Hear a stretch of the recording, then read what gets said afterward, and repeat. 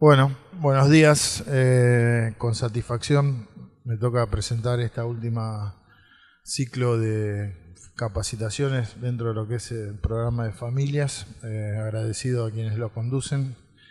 Y bueno, la verdad que es una manera más de fortalecer una de las líneas más importantes que estamos convencidos que el hospital debe tener, ya que un tratamiento integral sin trabajar con las familias no es posible. Así que bueno, estamos acompañados de esta formación, trabajando mucho en incluir más a las familias, y de alguna manera también representa un modo de hacer un hospital cada vez más abierto, más inclusivo, y en este contexto social en el cual vivimos, del país y del momento, tiene que ver también con contener al primer núcleo social, que es la familia, y desde ahí a extendernos a todos los tejidos sociales que podamos. Así que bueno, muchas gracias. Gracias por habernos invitado al Servicio Jurídico Asistencial, que la verdad es que nos encanta participar en estos espacios porque nos encanta transmitir un poco nuestra experiencia en la atención de los pacientes y dentro del ámbito de la Ley de Salud Mental, que define en forma bastante completa qué implica la salud mental, ¿no? Y hablando que es un proceso continuo, tiene componentes históricos, socioeconómicos, culturales, psicológicos, biológicos, y que uno tiene que tender a la mantención de este proceso y al fortalecerlo con miras a que se cumplan los derechos humanos de los pacientes que vienen a este hospital.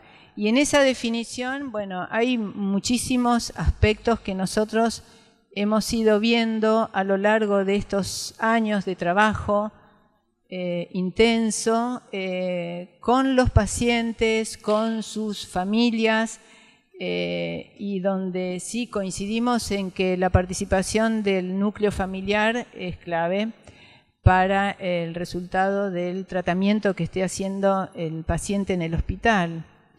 El tema que me parece que es muy interesante, muy rico para analizar, es de qué familias estamos hablando y hacer una comparación con el mundo del derecho para ponerle algún nombre, ¿no? Que tiene que ver con todo el campo normativo que se está refiriendo al tema de salud mental dentro de la Ley de Salud Mental, y después, digamos, todos los derechos que se supone que deben ejercer los pacientes que vienen a nuestro hospital. Pero el tema con el que nos encontramos nosotros es que nuestros pacientes vienen con vulneración de derechos de por lo menos 3 generaciones hasta que acuden al hospital en busca de un tratamiento. Entonces ahí, digamos, nosotros nos preguntamos muchas veces de qué familia estamos hablando nosotros y de qué familias habla el derecho. Y lo que vemos es que hay una distancia enorme y que, bueno, para nosotros como equipo interdisciplinario es un desafío permanente tratar de ver cómo armamos una trama que está deshilachada, por lo menos desde abuelos de los pacientes hasta acá. Podríamos decir bisabuelos también, porque en general los pacientes que vienen al hospital han sido padres muy jóvenes, sus mamás también han sido muy jóvenes, obviamente los abuelos, también los bisabuelos. Entonces nosotros decimos, bueno, vínculos, a ver, ¿de qué familia hablamos? Del abuelo que emigró de una provincia porque no tenía trabajo y se instaló en un barrio precario, del padre del paciente que hizo su vida como pudo, si es que terminó el colegio en algún momento, el primario, estamos hablando del colegio primario, sin trabajo y tuvo que salir a trabajar y dejaba a sus niños solos, o de nuestros pacientes que hoy repiten esas historias, o de las mujeres que han sufrido situaciones de violencia o de acoso sin saber que eran situaciones de violencia o acoso, pudiendo reflexionar recién cuando vienen al hospital, porque se ha naturalizado una situación de, valga la redundancia, de mucha violencia y de mucha ignorancia durante años. O estamos hablando de los niños por los cuales intervienen las defensorías con una medida de abrigo, porque sus mamás no los pueden cuidar, porque su papá se fue y no se sabe dónde están, porque los niños están indocumentados, porque no fueron al colegio, porque no comieron. Digamos, estos son los problemas que a nosotros se nos presentan a diario, junto a otros problemas que tienen que ver con, digamos, conflictos con la ley penal, que traen nuestros pacientes al hospital, porque han tenido, digamos, participación en delitos menores, como pueden ser arrebatos o conflictos con la autoridad. Entonces, en la repetición de estos hechos terminan sufriendo encarcelación o detención en lugares inhóspitos donde tampoco hay familia para que los vayan a visitar. Esto sería el área penal. O, digamos, porque hay denuncias por situaciones de violencia de género, donde las mujeres han pedido muchas veces una restricción perimetral para que los padres de sus hijos no puedan acercarse a la casa. Mujeres que tampoco tienen a dónde vivir, no tienen tampoco dónde vivir sus niños, ni tienen familia alrededor que pueda dar una mano para resolver una situación que se puede presentar en un momento puntual. Y con estos, digamos, con estos problemas que estoy detallando, estoy al mismo tiempo rememorando cuánta imaginación tenemos que tener muchas veces al momento de poder ofrecer alguna alternativa que implique recomponer todos esos lazos y todos esos derechos que están vulnerados durante tanto tiempo. Digo que a veces el ingenio y la voluntad nos ponen a prueba como profesionales, ¿no? O sea, donde todo lo que está escrito para otro tipo de familias que puede describir el código, nuestro Código Civil, no nos sirve a nosotros al momento de tener que tener elementos para llevar adelante la resolución de algún conflicto que se plantee. Nosotros tenemos que acudir en general a hacer un trabajo como de reconstrucción elemental. Con esto quiero decir, por ejemplo, en casos de digamos, situaciones de violencia familiar donde tenemos que empezar a deconstruir creencias arraigadas durante mucho tiempo, donde, por ejemplo, se normalizan situaciones de violencia y acoso que han sido padecidas por la generación anterior y por la generación anterior, o sea, precedidas. Todo esto lo tenemos que deconstruir y volver a pensar o ayudar a pensar entre todos los que estamos allí presentes en una mesa de diálogo con la paciente, cuáles son las alternativas o los caminos que se pueden seguir para que estas situaciones no se sigan repitiendo. Para nosotros como profesionales en el área jurídico-asistencial, se ha abierto como un abanico de actividades que no la pensábamos al momento de empezar a ejercer nuestro trabajo acá. Trabajamos mucho con el Poder Judicial, trabajamos con defensorías, trabajamos con fiscalías, trabajamos con juzgados de menores, con juzgados provinciales, trabajamos con hospitales, con el cuerpo médico forense, con defensorías zonales, con las familias, con los familiares que se acercan para poder trabajar juntos algún conflicto específico que se da con algún miembro de la familia. Trabajamos directamente con las guardias de otros hospitales, con dispositivos digamos, de salas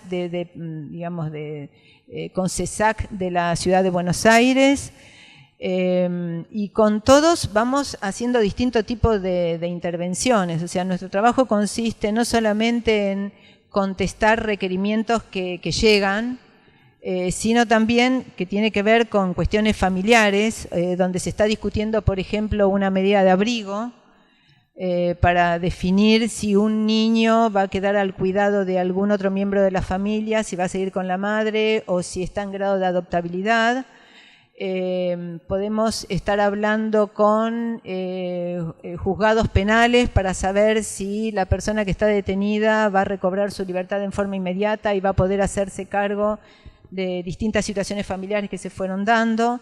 O sea, nosotros tenemos un trabajo que abarca, digamos, distintos aspectos de la vida netamente familiar y de cuestiones que tienen que ver con lo familiar también, pero que está, digamos, como cuestionada desde una denuncia penal que se hizo por maltrato, o desde una cuestión laboral porque el padre ha quedado sin trabajo y está buscando cómo volver a reinsertarse en el mercado laboral.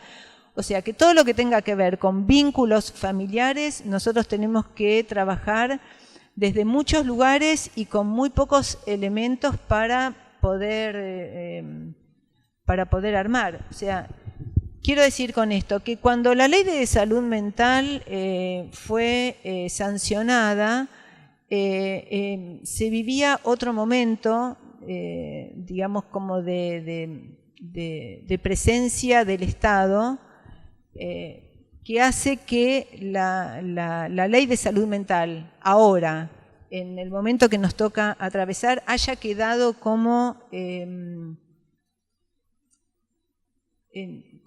en soledad, porque al no estar acompañada por otras políticas públicas que tienen que ver con el ejercicio de los derechos de los pacientes, hace que la letra de la ley de salud mental sea, digamos, difícil de implementarse. Entonces, es ahí donde yo digo que el ingenio de los equipos interdisciplinarios está, digamos, puesto a prueba, porque no tenemos demasiados elementos como para poder acompañar digamos, el vínculo familiar con políticas públicas. Entonces, hemos estado, digamos, trabajando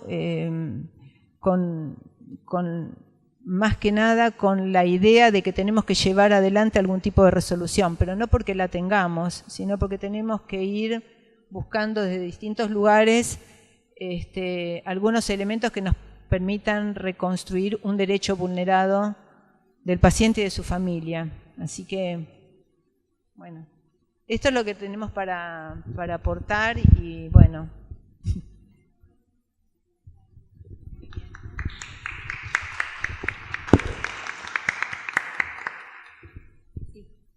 Hola, ¿se escucha ahí? Buenas tardes, yo soy Leticia Fernández, soy psiquiatra de consultorios externos acá de la institución. Yo vengo a contarles un poco qué es lo que hacemos los psiquiatras al momento de abordar el encuentro con las familias. Lo primero y más importante es aclarar que lo hacemos siempre desde la interdisciplina. Siempre lo hacemos en general convocando a los otros profesionales que conforman los equipos tratantes, ya sean psicólogos, trabajadores sociales, terapistas ocupacionales, según el caso. Y en general la manera de abordarla, de la cual yo creo que realmente es útil abordarla de esta manera, es en principio escuchar lo que trae la familia para contarnos. Escuchar qué es lo que la familia puede relatar acerca de lo que le sucede al paciente, cómo ven el padecimiento, con qué problemas se encuentran, cómo definen ellos a lo que le está sucediendo al familiar que traen a la consulta. A nosotros nos brinda mucha información, no solo porque hay cosas que tal vez el paciente no nos cuenta o lo cuenta de otra manera, sino también para empezar a hacer un diagnóstico y comprender qué pasa en esa familia, cómo interpreta todos estos síntomas o problemáticas que le ocurren al paciente, poder entender qué miedos hay alrededor de los cuadros que se presentan, cómo los abordan, cuál es la manera natural que la familia en su dinámica los aborda, y también poder establecer qué necesidades tienen, qué dudas, qué miedos y qué necesidades, desde dónde nosotros vamos a poder acompañarlos tanto al paciente como a su familia, porque consideramos justamente que la familia tiene un rol preponderante en esto de acompañar los pasos que se van dando en la búsqueda de una mejora en el paciente. Entonces, para nosotros es muy valioso primero escucharlos y tal vez desde esa primera escucha y de las dudas y problemáticas y cuestiones que surjan, nosotros después vamos dando nuestra propia visión, explicando a los familiares de qué se trata lo que le ocurre a su familiar. Hay veces que se trata de explicar acerca de síntomas, a veces se trata de explicar acerca de comportamientos, de forma de abordar determinadas situaciones conflictivas que puedan surgir en el núcleo de la familia. También, obviamente, al hablar de síntomas, de explicar los cuadros, muchas veces, según también la familia y el paciente lo vayan requiriendo como duda o como parte del entendimiento del cuadro, se habla de diagnósticos, se les explica qué implica un determinado diagnóstico en salud mental, las implicancias de esto. Entonces, esto es como en general lo que primero nosotros abordamos a nivel de los encuentros familiares.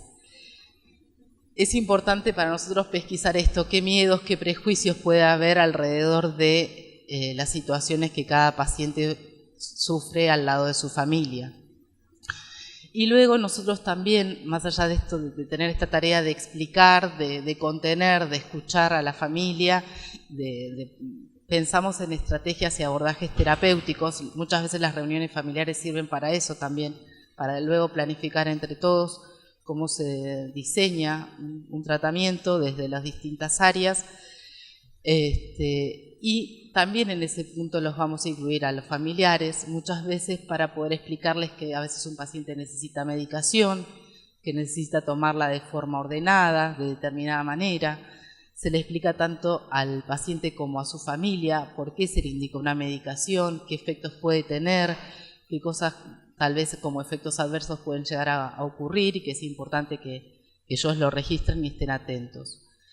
También en esto de poder hablar con la familia acerca del tratamiento farmacológico, específicamente en este punto, muchas veces se tiene que indicar que sean los familiares quienes administren la medicación o quienes acompañen al paciente a supervisar cada toma. Muchas veces esto es útil porque a veces el paciente todavía no tiene la suficiente adherencia o la suficiente convicción de que tiene que tomar medicación o que la medicación es una parte más dentro de un tratamiento en conjunto.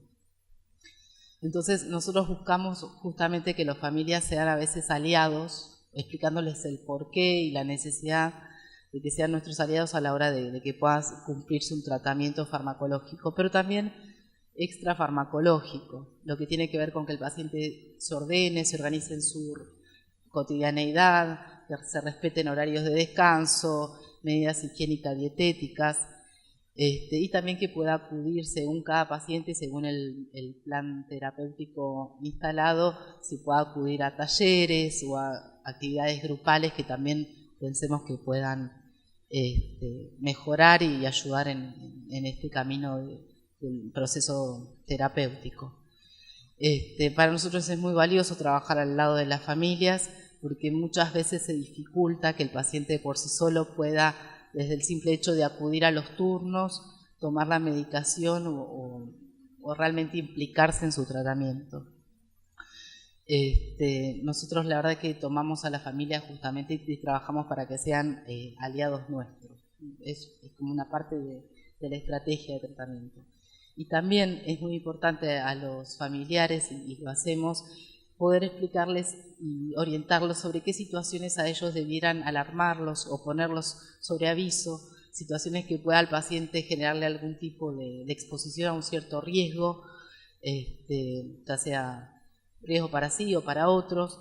Entonces también es nuestra tarea poder estar al lado de la familia, orientarlos. Muchas veces los familiares se asustan, entonces nosotros intentamos como brindarles todas las herramientas que tenemos como para que ellos sepan cómo abordar, siempre teniendo a la institución como referencia. Realmente es una parte muy importante contar con la familia. Hay familias que por ahí no están tan presentes, otras que sí. Obviamente no se puede hacer algo compulsivo y obligar a todo el mundo, pero sí trabajar y entender, hacer diagnóstico de con qué recursos se cuenta a la hora de establecer un tratamiento.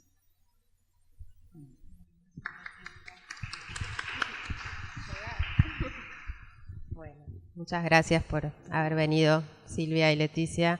La verdad que es importante también para nosotras el aporte de una abogada y de una psiquiatra en este curso, ¿no? Como decía Mariana, donde abordamos distintas dimensiones de lo que es el trabajo familiar.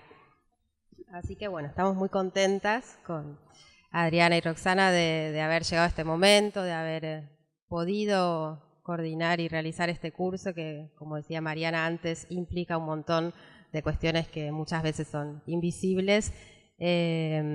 Bueno, de todos los invitados que hemos tenido. Y también queremos decir que, bueno, estamos acá porque somos parte de una genealogía. Y en ese sentido queremos reconocer a otros profesionales que habilitaron, ¿sí? Que hoy estemos acá. Muchos de ellos fueron del Servicio de Internación en Residencia.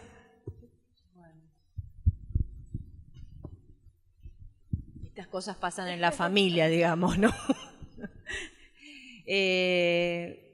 Nada, como decía Vanessa, nombrar algunas personas significativas en la institución que tienen que ver con el trabajo que se vino haciendo, que no es un trabajo que tiene el comienzo a mediados de este año o en este último momento, sino que viene desde los inicios de la institución, de Senareso, ¿no? Allí por el año 70 aproximadamente, donde el espacio, donde el abordaje vincular familiar ha tenido diferente presencia, ¿no? A veces con mayor presencia, otras con menor y en algunos momentos con escasa presencia. ¿Sí? Hoy, por decirlo de alguna forma, es un modo de responder a las nuevas formas en que se presentan los pacientes, las nuevas formas de presentaciones de la familia, y esto está acompañado también por la gestión actual, con lo cual en ese punto creo que agradecemos esto, porque entendemos que para abordar, como dijimos anteriormente, y esto creo que va a ser nombrado más de una vez, es necesario recurrir a la diversidad de las disciplinas. Entonces, por eso nombramos a personas que tuvieron que ver, ¿no? Tomás Lanza, Marcela Silveira, Beatriz Caristina, que está presente aquí, Graciela García, Ivy Pinter, José Zorrilla, Rubén Guía, María Esther de los Santos, Mónica González, Silvia Binder, Silvia Yani, Viviana Di Tomaso, Mirta San Miguel, Luisina Croseri, María Mason, son algunas de las personas. Seguramente nos olvidamos de tantas otras, pero que en cada uno de nosotros creo que hicieron marca para que hoy también estemos acá. Ahora sí, puedo seguir. La siguiente. Gracias. Bueno, recapitulando un poco algunos de los invitados que tuvimos en el curso para poder tomar las distintas dimensiones de lo que es el trabajo familiar. Bueno, la primera estuvo dada por el interventor actual de nuestra institución, el magíster Ignacio Donnell, que nos habló sobre la importancia del abordaje familiar dentro de pensar un tratamiento como integral, sí, como un aspecto más, así como decía Leticia, de la dimensión de la psiquiatría dentro del tratamiento, también la especificidad de pensar en las familias. En la segunda clase tuvimos a Alejandra Bode Besosi, que nos habló sobre la perspectiva vincular desde el marco teórico del psicoanálisis.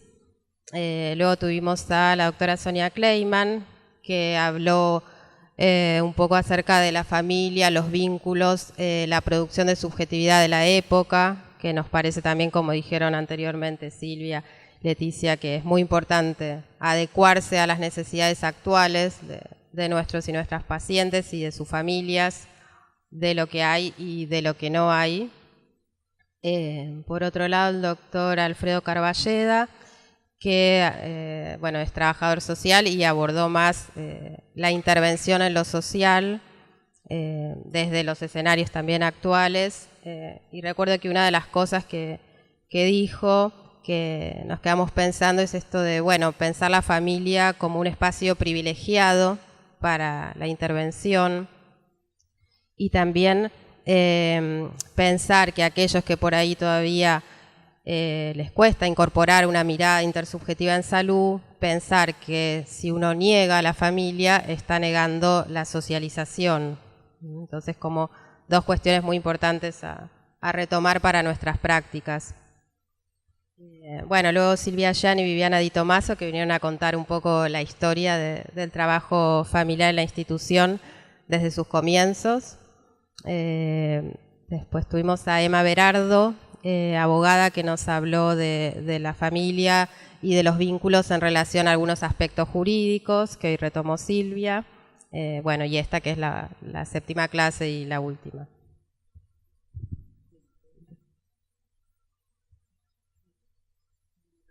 Bueno, en cuanto al marco conceptual general del curso, queríamos decir que, tal como antes mencionó Silvia, digamos, más allá de las especificidades de distintos marcos teóricos que ahora van a desarrollar mis compañeras, pero de la teoría sistémica, del psicoanálisis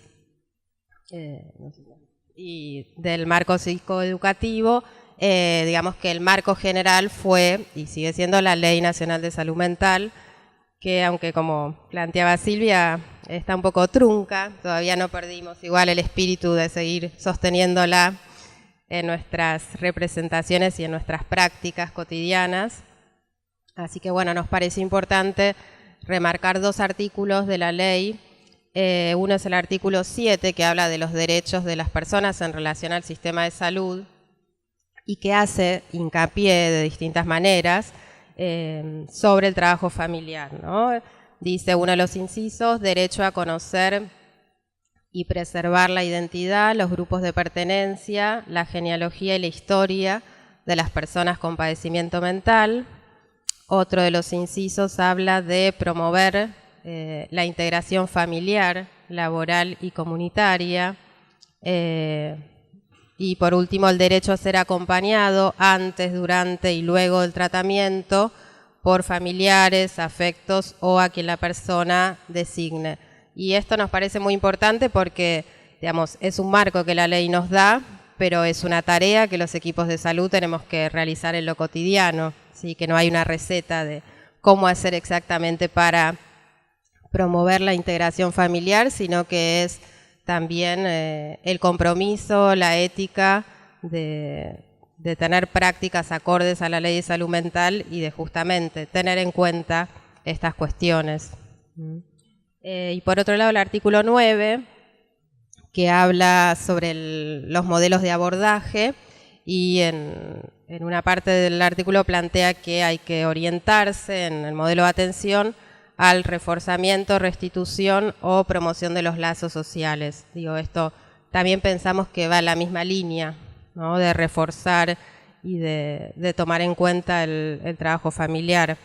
Sabemos que lamentablemente el modelo manicomial ha hecho estragos en cuanto a esto y justamente ha obstaculizado la relación o la revinculación de pacientes internados en instituciones de salud mental con sus familiares por años, y eso hace hoy que tengamos hospitales monovalentes con pacientes internados hace 10, 20 o 30 años que están totalmente desvinculados de sus familias de origen.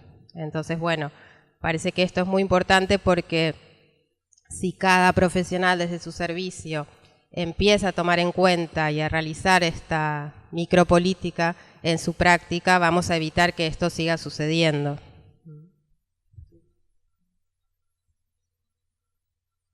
Bueno, y algunas preguntas que nos fuimos haciendo con Adriana y con Roxana cuando pensábamos el curso, algunas preguntas que resonaban en nuestros servicios de trabajo, que luego vamos a retomar al final, es ¿por qué trabajar con familias o con vínculos? Que no es algo tan evidente, o sabemos que no es algo que está tan instalado en nuestro sistema de salud en general. Si esto tiene alguna resonancia en las personas que consultan, ya que en general son personas adultas, ¿no? Parece que estuviera muy naturalizado el trabajo con las familias cuando uno atiende niños, pero no así cuando uno atiende adultos, ¿no? Como la pregunta, ¿para qué? Por otro lado, ¿qué busca la familia o esas personas que vienen a acompañar a este supuesto o supuesta paciente? Y por otro lado, bueno, ¿cómo podemos ayudarlos, ¿no? Como decía Silvia, vienen de historias muy duras, muy crudas, de años de vulneración de derechos y de conflictos psíquicos también al interior de las familias. Y bueno, rearmar todo eso no es fácil, ¿no? Por eso recurrimos mucho a la intersectorialidad, porque sabemos que una institución de salud, el sector salud solo, no va a poder dar respuesta a todos esos derechos vulnerados que exceden al campo de la salud. Así que... Bueno, ahora vamos a hacer algunas puntuaciones con respecto a las teorías o a modos de abordaje que nosotros podemos hacer para la intervención familiar. Y voy a tomar una frase que es de Ulloa, que dice que en nuestras intervenciones nosotros no practicamos teorías, sino que lo que hacemos es conceptualizar las prácticas, ¿no? Entonces, si hablamos de interdisciplina, lo que podemos hacer es realizar un encuentro de reflexión y de poner en nuestras prácticas aquellos conceptos que nosotros tomamos como válidos para los diferentes abordajes. Desde trabajo social, como trabajadora social que soy, puedo ver desde el abordaje sistémico una opción, ¿sí? Desde la parte más teórica, porque hay una mirada más holística, ¿sí?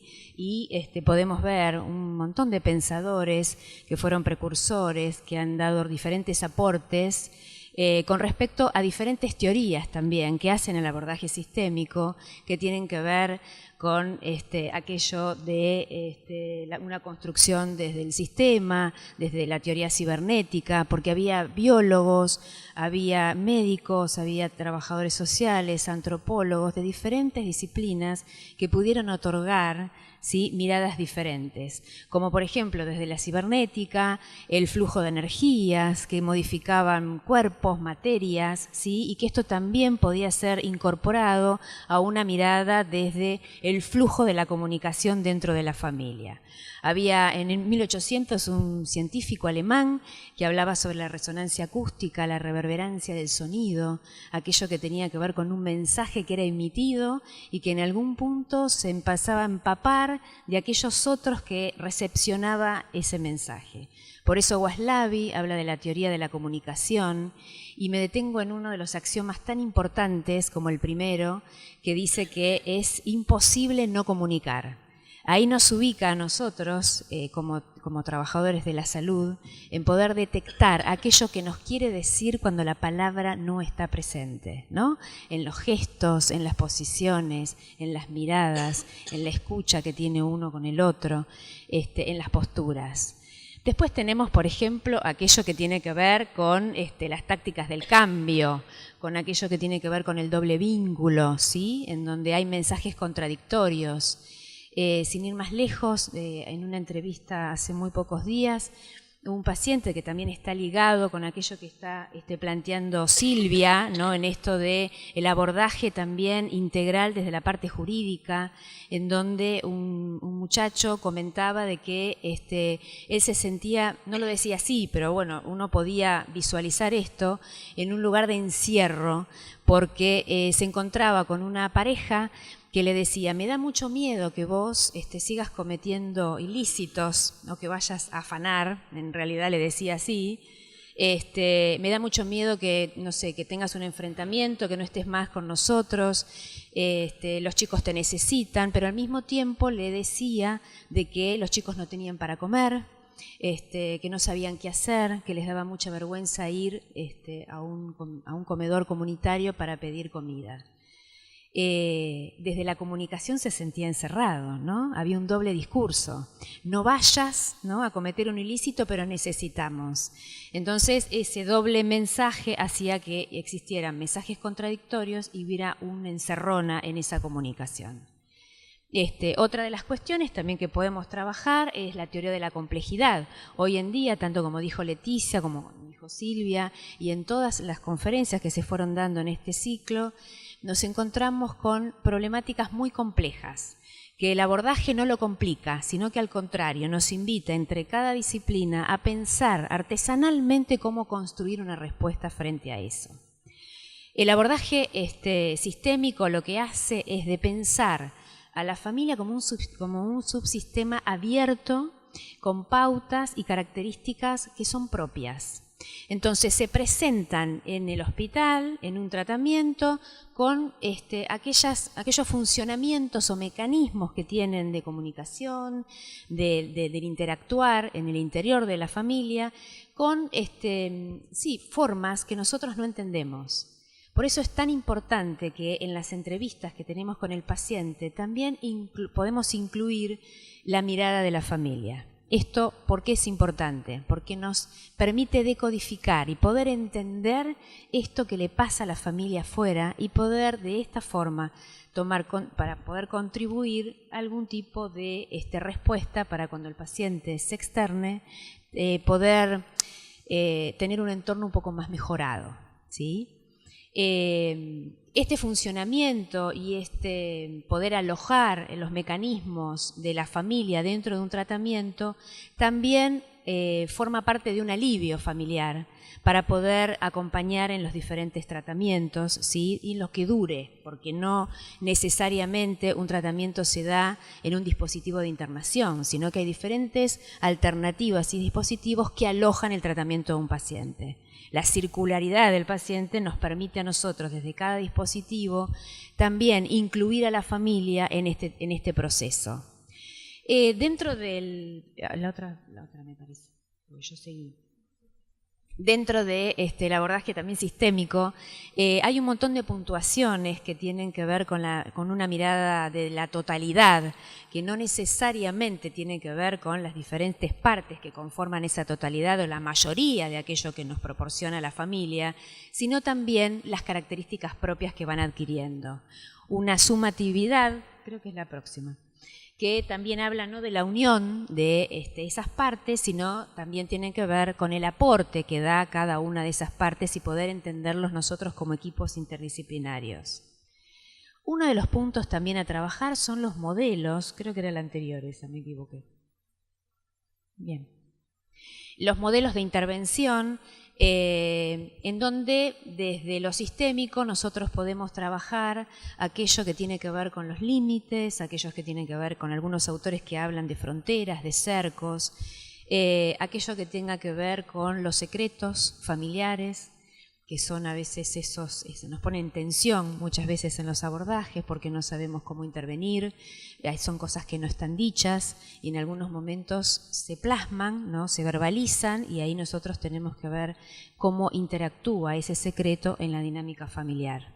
Se asemella, ¿no? Hay muchas veces el no decir también forma parte de una patología e instala en la enfermedad. Y otra de las cuestiones es el malentendido, ¿no?, dentro de la comunicación y desde el abordaje sistémico. Uno de los mayores malos entendidos que tenemos nosotros es determinar cuando vienen y denominan la curación, ¿no? Vienen muchas familias y dicen, hasta que no está curado, no puede volver a casa. Hasta que no se cure, no puede volver al barrio. Entonces, empezar a descifrar qué es lo que se entiende por curación en la familia y qué es lo que nosotros entendemos por un proceso que tiene que ver con mejoras, ¿no?, que se instalan desde el momento del ingreso hasta el momento de la externación. no trabajamos con curaciones, ¿no? Porque realmente la familia lo que necesita es aquella receta, es instalar aquello que realmente ubique al paciente desde un lugar ni siquiera mejorado, sino cambiado absolutamente para que pueda regresar e instalarse de una manera diferente en su entorno y en el contexto. De eso trabaja lo sistémico, desde el entorno y el contexto. No podemos dejarlo de lado. Otro modelo, ¿no?, que podemos ver dentro de lo sistémico es lo que habla Pichon-Rivière en el análisis de los prejuicios, en el análisis de los secretos no, de la familia, ¿no?, también de los profesionales también. Aquello que tiene que ver también con los mecanismos de disgregación de la familia, aquellos que tengan que ver con las situaciones de riesgo y también los factores de protección, que son propios. Muchas veces nos encontramos con cuestiones que tienen que ver con algo muy casero y artesanal de la familia que preserva, ¿sí?, en situaciones de riesgo. Otro tipo de abordaje es, más o menos lo ha detallado Leticia, en todo lo que tenga que ver con el abordaje psicoeducativo, ¿no?, que es tratar de apoyar a la familia, de alojarla, de contribuir en estas pautas de alarmas y en estas pautas también que tengan que ver con el cuidado. Todo esto ubica a la familia y descomprime muchas veces el estrés que se presentan en los momentos de solicitar una ayuda, ¿no? Y en esto, como planteaba, no quiero ser redundante, pero Leticia, en esto de acompañar y alojar un proceso de tratamiento, compartir con la familia estos cuidados, darle un lugar preponderante en este cuidado, ¿sí?, no solamente para el paciente, sino también para ellos mismos, ¿sí?, de preservación. Esto aloja muchas veces la conflictiva familiar, pero también da un alivio. Hay cosas en la familia que no se hablan, ¿sí?, por cuestiones de, de temores, de que sucedan algunas cosas que se compliquen más y demás, ¿sí? Así que, esto es un poco el tema del abordaje desde lo sistémico y también desde lo psicoeducativo. Adriana, vos vas a hablar de lo vincular, ¿no? Sí, en realidad un poco es seguir pensando cómo se producen estos abordajes, ¿no? Digamos, si bien hay distintas teorías, hay distintas, como se nombraron, sistémico, lo psicoeducativo, pensar también en lo que es la teoría vincular desde el psicoanálisis es por ahí pensar también en las nuevas modalidades en que se presentan lo que antes, como decía al principio, ¿no?, lo que llamábamos familia, o no aparecen esas familias al estilo tradicional, sino que contamos con otros tipos de lazos, con otros tipos de vínculos que tienen que ver con esto, ¿no?, con que a veces son acompañados por profesionales de otros efectores, de otras instituciones. Y entonces nos encontramos muchas de las oportunidades teniendo entrevistas con alguno de ellos, y en ese sentido entonces pensar también en el vínculo. Entonces, un poco describiendo lo que es el vínculo,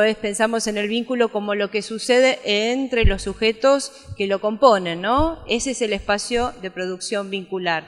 Lo que pasa ahí, o sea, es lo que nos va a dar a nosotros cuenta de cómo poder abordar, por dónde poder entrar, ¿sí?, tomando en cuenta además algunos aspectos que tienen que ver no solamente con lo que estamos escuchando ahí en situación, sino que tiene que ver también con la situación misma y con el pasado, ¿no? Digamos, con un marco social también, con un marco cultural. Nos encontramos a veces con personas que vienen con otra nacionalidad, y entonces también ahí escuchar, ¿no? Digamos, lo que por ahí para nosotros termina siendo un consumo, para ellos es algo que por ahí es natural y lo tienen de esa manera incorporado. Con lo cual, si no tenemos en cuenta estas cuestiones que tienen que ver con lo social, con lo cultural, con la familia, y no establecemos un patrón, o sea, esto se hace lo que llamamos en un trabajo artesanal, ¿sí?, digamos, describiendo y tratando de ver a cada uno de esos que se presentan ahí, estamos hablando de manera individual, como algo que tiene que ver con la singularidad de esos sujetos que están conformando esa configuración vincular familiar, la llamaríamos, ¿sí? Bueno, después, como decíamos, ¿no? Tomar en cuenta las transformaciones y las transmisiones a nivel generacional. Este es otro punto, ¿sí? Hoy la realidad es que nos encontramos conviviendo con marcas generacionales, ¿sí? En esto, ¿no? Las familias al modo tradicional no existe, están lo que se llama, entre comillas, la familia ensamblada. Entonces, ahí convivimos con distintas marcas que, un poco lo decía Roxana, poder aclarar, poner en palabras y no quedarse con lo implícito es lo que va a motivar que algo pueda resolverse, que algo pueda moverse. Escuchamos mucho porque lo dijo, porque yo pensé que era. Entonces, poner un poco de palabra a eso puede ayudar a abrir, puede ayudar, o sea, no lo estamos trayendo como una certeza, sino que decimos, puede ayudar a abrir algo de lo que en esa trama aparece como conflictiva, ¿sí? La otra, por favor. Si tenemos que hablar de familia, era un poco lo que se vino diciendo, o sea, de algunas, perdón, me voy a parar. Era un poco de lo que se venía diciendo, ¿sí? Que es una de las instituciones fundantes de la Constitución subjetiva. Ahí es donde donde se dan las primeras herramientas, uno podría decir, con el que el sujeto va a poder salir y encontrarse en eso exogámico, ¿sí? Digamos, en donde también aparecen determinados pactos, negociaciones, y es eso lo que vemos. Sí, un poco esto también decía Roxana, refiriéndose por ahí al marco sistémico psicoeducativo, pero la realidad es que a la hora de abordarlo, uno va con esa escucha que no tiene que ver solamente con un marco teórico, ¿sí? Que no tiene que ver, un poco lo fueron diciendo también Leticia, Silvia, Vanessa, en esto de decir, el abordaje es interdisciplinario y se va al encuentro de esos que se presentan ahí con un poco de todo esto. Sí, digamos, eso creo que es una herramienta fundamental, la apertura que puede llegar a tener el profesional para poder escuchar más allá de eso que está pasando ahí, ¿sí? Esto también es un poco la invitación, ¿no? Digamos, a poder, cuando trabajamos con vínculos, es poder tener una apertura que incluya diferentes dimensiones y diferentes aspectos, correr un poco la rigidez, que nos cuesta, por ahí estamos atravesados por, digamos, determinadas formación, y entonces por ahí al día de la escucha vamos con algo de todo eso. Creo que lo nuevo que se está presentando, como decía, las nuevas presentaciones, las nuevas modalidades vinculares, nos invitan, nos interpelan de alguna forma a tener que responder de otra manera, porque no alcanza, o sea, necesitamos otras respuestas. Y el abordaje vincular no es que sea algo que estaba por ahí, sino que lo que vemos es esto. De hecho, los pacientes que concurren acá, los consultantes, pacientes que concurren acá, vienen acompañados por un otro, siempre vienen acompañados por un otro. Entonces ahí tenemos que escuchar a ese otro que viene. La otra. Un poco esto más es basado un poco en lo técnico, ¿no? Digamos, tratando de ordenar un poco qué hacemos, cómo lo hacemos, ¿sí? Que si bien tiene que ver con todas estas cuestiones que se fueron desplegando hoy, es ordenar un poco de qué forma vamos, lo que hacemos, cómo aparece de manera planificada, es esto, ¿no? Lo hacemos bajo una escucha analítica que no tiene que ver tan solo con el psicoanálisis, que tiene que ver con esto que fuimos diciendo. Va a depender de las posibilidades de esos que vienen, si pueden venir semanalmente, si pueden presentarse quincenalmente o mensual. La entrevista aquí, en este hospital, en esta institución, va a tener que ver con las disponibilidades que tengamos de consultorios, ¿sí? Digamos, los consultorios, cada dispositivo usará lo que tiene en ese momento dentro de sus posibilidades. Muchas veces ha pasado tener entrevistas en el parque o en determinados lugares en donde decimos, bueno, pero no es, vamos a usar una palabra así muy ortodoxo, mantener esto, pero bueno, me parece que ahí damos lugar a que se pueda escuchar algo y más allá del contexto, el contexto lo vamos haciendo, en eso que va pasando con todo esto que fuimos diciendo. Las entrevistas tienen que ver con 40, 60 minutos aproximadamente, cada uno verá cómo, cuándo, ¿sí? La utilización de herramientas clínicas, uno lo puede llegar a hacer en espacios individuales, por ahí en espacios grupales, como es algo que se está dando en estos últimos momentos, es algo que es más dificultoso. El marco siempre es el interdisciplinario y es importante mencionarle una y otra vez esto, porque de alguna manera es la forma de trabajar, la forma de hacer lazo entre nosotros, entre los profesionales mismos, porque también necesitamos ese otro con quien compartir y poner la puesta en común de lo que está pasando con este paciente, de lo que está pasando con esta familia, paciente-familia, paciente-vínculo. Entonces, el laburo, el trabajo que nos ayuda a compartir con otra práctica discursiva es lo que también da cierto aire cuando estamos medios empantanados, ¿no? Y cuando no también, de alguna forma. La otra, por favor. El abordaje era un poco lo que les venía contando. ¿Qué tenemos que tener en cuenta para planificar un abordaje terapéutico? Para planificar si esos que vienen los vamos a citar una vez por semana, cada 15, cada mes. Si esos que vienen tienen la posibilidad de entrar o ingresar a un espacio individual o a un espacio grupal también, ¿sí? O sea que vamos a ver, si lo hacemos en un espacio individual, vamos a contar con qué lugar ocupa ese que traen como en calidad del problema, en calidad del adicto, en calidad del loco, qué lugar ocupa en esa configuración familiar, ¿sí? En esa configuración vincular. El lugar que ocupa también el consumo en esa dinámica y qué lugar ocupa el consumo para ese sujeto.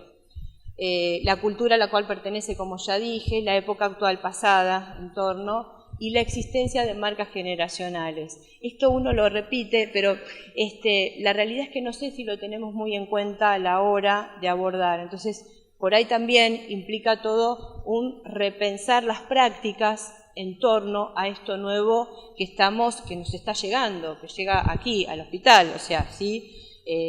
Entonces, de alguna manera, abrir este abanico y pensarlo en estas líneas posiblemente nos ayude también a encontrar otros caminos, otras salidas. La configuración del proceso terapéutico, ¿sí? 3 puntos que son interesantes poder pensarlos. Obviamente no vamos a ir con el librito, no vamos al momento de ver a esa familia, no vamos con todo esto, sino que lo incorporamos y como les decía hace un rato, bueno, es la forma en la cual lo pensamos a la hora de pensar, de configurar el proceso. Planificar el encuadre del proceso terapéutico tendrá que ver con si son entrevistas de orientación, si es un tratamiento propiamente dicho, ¿sí? O si puede ingresar, como lo decía hace un rato también, a los grupos de reflexión, a un grupo de reflexión, a un taller para familias, ¿sí? Que en este momento, digamos, se están iniciando en diferentes servicios, lo que en algún momento se hizo en la institución y que, como les decía hace un rato, por alguna razón en algún momento entró en una pausa y que ahora está como reanudándose, diría no reanudándose, sino que está en un nuevo momento de construcción y que tiene que ver con esto de los grupos para familias, o sea, las multifamiliares, que por ahí Roxana después va a poder contar un poco acerca de esto. Pensar, diagramar y repensar estrategias de intervención. ¿Cuáles? O sea, no hay nada, no hay ningún libro, no hay ningún manual que nos diga cómo hacer, qué hacer y nada. Es lo que vamos generando ahí. Mucho tiene que ver con el tránsito por lo que es esta clínica, mucho tiene que ver con el trabajo que hacemos con los otros profesionales, mucho tiene que ver con la supervisión que hacemos acerca de nuestro hacer y mucho tiene que ver con el análisis de cada uno. Entonces, de ahí sí va a tener que ver todo esto con poder pensar y diagramar estrategias de intervención. Configurar la alianza con las familias en los distintos vínculos, ¿sí? Y los referentes sociales. Ahí pusimos como objetivo, que tiene que ver con evitar la huida o la evasión por temor a sentirse atacados o de alguna manera agredidos, ¿no? cómo hacer para manejar esto y cinturear de alguna manera y que el otro que está diga, no, pero usted me está haciendo sentir mal a mí, yo lo vengo ayudando, yo la vengo ayudando, vengo estando. ¿Cómo puede ser que de alguna manera me culpen a mí? Yo hice todo por él o por ella. Entonces, ¿cómo hacer una alianza que genere que qué bueno que está, qué bueno que vino, qué bueno que está acompañado, para que no, de alguna manera, contar con ese lazo en el afuera, ¿sí? Cada dispositivo tiene su dinámica también, el dispositivo de internación necesita de manera importante contar con un afuera, contar con un lazo, porque ese paciente que está internado va a tener que generar, va a tener que construir lo nuevo, ¿sí? En ese momento y volver a salir a lo que es el exterior, a la sociedad, con lo cual va a tener que contar con ese referente, con esa familia. Entonces el laburo, el trabajo de los profesionales, del equipo, es muy posible que tenga que ver con esto, con cómo armar una alianza que lo convoque que los convoque a ellos y a nosotros nos ayuda a poder producir algo en el afuera. La evaluación y el diagnóstico de la escena vincular.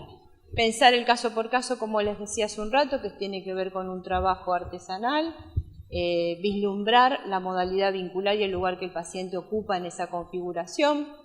Y en torno a los familiares, amigos, nos preguntamos siempre qué vienen a hacer acá, ¿no? Digamos, qué demandan, se quejan, sufren, manifiestan. O sea, si uno se pone a escuchar, los que estamos aquí tenemos el trabajo de, como digo en algunas oportunidades, de trinchera. Entonces, si uno se pone a escuchar las frases, o sea, va a escuchar algo que tiene que ver con no doy más, el cansancio, el agotamiento, el venir y dejarlo o dejarla y sentir esa cosa de ser como que están depositándolo, ¿sí?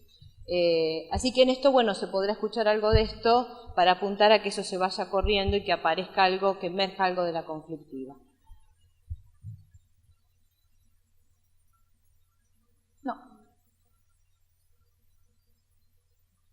No. También esa Silvia, sí pasa la S. Sí, sí.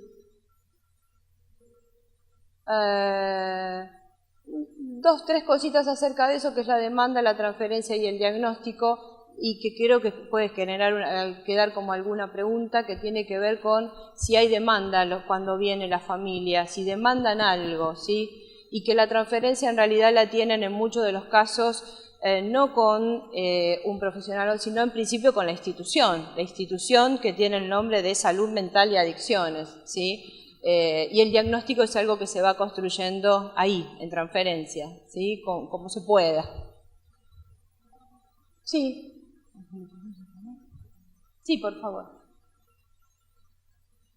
Algo breve que tiene que ver con las intervenciones y la utilización de herramientas clínicas, que es la construcción de un genograma, la utilización de fotos, la dramatización de alguna escena y otras expresiones lúdicas que muchas veces ayudan en lo que es cuando decimos tratamiento individual. Cito esto del tratamiento individual porque la realidad es que hoy el hospital también está en otra vertiente que tiene que ver con los espacios grupales. Entonces, por ahí esto lo podemos trabajar más específicamente en los tratamientos individuales. Habrá que pensarlo si se puede en aquellos espacios grupales. Esto es el genograma, digamos que muchas veces sí nos ayuda para poder ubicar mejor de lo que nos están hablando, ¿sí? Como decía, la escucha desde un enfoque analítico, ¿sí? Y eso ayudará también a que el relato de la historia, ¿sí?, que se da en un proceso terapéutico, es una manera, ¿sí?, de ligar sucesos, de hacer lugar a lo que pasó y a lo que está pasando, no con el solo hecho de porque usted no hizo tal cosa o porque tal cosa no pasó, sino con el hecho de reparar también, ¿sí? Digamos, me parece que este significante de la reparación es lo que se tiene que jugar hoy en día, ¿sí? No tan solo decir, bueno, aquello que pasó ya está, no lo podemos como de ninguna manera remediar. Me parece que la posibilidad de relatar esa historia a través, por ahí utilizando estas herramientas clínicas, nos puede ayudar a algo de esto. Bueno, los objetivos de todo este espacio tienen que ver con el ordenamiento de funciones y roles, el levantamiento de eso que llamamos pactos, y la manifestación de aquello que aparece implícito. Así que bueno, por aquí estoy y le doy el paso a Vanessa. Bueno, otra de las cosas, para ir terminando, que pensamos acerca de cómo fortalecer el trabajo vincular en nuestra institución, algunos de los puntos que fuimos pensando con Roxana y Adriana en este tiempo fue la importancia de incorporar en los profesionales la perspectiva intersubjetiva en salud, esto que ya fueron diciendo mis compañeras, incluir al interior de los tratamientos el trabajo vincular en cualquiera de los servicios, trabajar con las familias, que esto sí nos parece algo muy importante, la comprensión de la problemática de las adicciones y de la salud mental, porque como decía Roxana antes, hay muchos equívocos y muchas maneras diferentes de entender esta problemática y ponernos de acuerdo es muy importante para poder realizar un trabajo juntos, construir alianza terapéutica y no sentir que la familia es el enemigo que viene a obstaculizarnos el tratamiento del paciente, sino al contrario, que es un aliado y que entre todos vamos a intentar hacer algo mejor de esa vida. Por otro lado, la supervisión sistemática, armar equipos específicos que trabajen los abordajes vinculares, porque pensamos que eso puede dar como una mayor precisión conceptual y también ir como modificando algunas prácticas al haber un equipo que esté mirando eso específicamente. Atender a las familias que concurren solas sin él o la paciente, como se hizo históricamente en la institución cuando existía el legajo familiar y el GOF. Cuestión que nos parece como súper importante y cómo a partir de ahí, esto es lo que me contaron, cómo a partir de la participación de las familias en ese grupo, después venían los pacientes a tratamiento, ¿no? Cómo a partir de ir pensando algunas cuestiones, eso tenía un efecto después en los pacientes, no es que quedaba ahí solamente, así que eso nos parece muy importante poder retomar. Por otro lado, realizar grupos multifamiliares y terapias familiares de acuerdo a las necesidades y al momento de cada servicio, como se realizaron y como aprendí en su momento en el Servicio de Internación en Residencia, junto a Beatriz, que está acá presente. Y por otro lado, la construcción de redes con otras instituciones, eso es fundamental por, digamos, lo que decíamos antes, ¿no?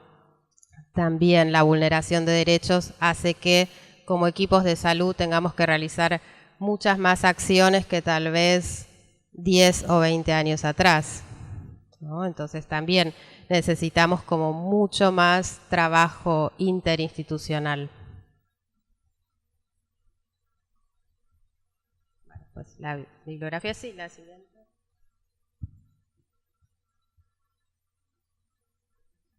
Y hay una más. No, la última, bueno, que era retomar un poco las preguntas que dijimos al inicio como para poder tener un intercambio con ustedes. Pero bueno, esto es todo. Perdón, quería más allá también de retomar estas preguntas que nosotros nos planteábamos y que por ahí con ustedes también nos pueden ayudar a tener una respuesta que nunca va a ser acabada, sino que es constante de construcción. Bueno, quería también aclarar de que va a ser el tercer encuentro que tenemos en el dispositivo de agudos de la multifamiliar, en donde, bueno, nosotros decíamos, bueno, ¿cómo empezarlo? Si bien es una estrategia que hace años que se viene realizando en diferentes efectores de salud y demás, la construcción lleva tiempo, también tiene que tener una mirada interdisciplinaria, y la verdad que la experiencia en estos 3 encuentros fue muy buena porque las familias que empezaron a participar se volvieron a presentar en los otros encuentros, y esto fue muy bueno porque hubo un agradecimiento por parte de ellas, en donde lo que vivenciamos tanto con Leticia Estorino y con Celeste Balut, que colaboran también en el espacio, es el alivio, ¿sí?, de estas personas que encuentran un lugar en donde pueden expresar aquello que les pasa más allá de lo que le pasa a esta persona que trajeron, ¿no?, que acompañaron a la institución. El alivio se encuentra en poder manifestar esto que adentro de las familias no pueden decir porque da angustia. Instalar también el agotamiento, ¿no?, de decir, tuvimos un itinerario enorme de ir saltando de guardias en diferentes sectores de salud, pidiendo ayuda. En este lugar pudimos encontrar que nos podemos encontrar con otros que también le pasan lo mismo. Estrategias que las familias utilizan y que comparten, que son solidarias en poder compartir esto de que a mí me dio resultado y ¿no probaste con esto?, ¿no? Y también poder alojar y poder dar ese alivio y apoyar y orientar y asesorar en este estrés que se construye en lo cotidiano en el interior de la familia. Así que, bueno, la propuesta fue armar, se sostiene, se va a seguir sosteniendo. Las familias en el último encuentro dijeron, ¿puedo traer a mi hermano, a mi sobrino, puedo traer a mi esposo? Que a mí me gustaría que esté acá y que escuche.